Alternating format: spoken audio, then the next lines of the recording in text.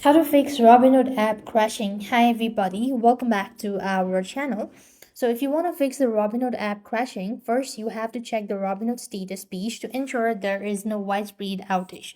Open up any browser that you have, you just want to type in Robinhood. Once you do this, you can just simply tap onto the first link that pops up and here you should be able to fix. Next, you also want to make sure to go to settings on your device and make sure to check whether you have a stable internet or not. Next thing, you want to open up apps and locate Robinhood from the section. Go to storage and cache and make sure to clear cache. That can also help you out.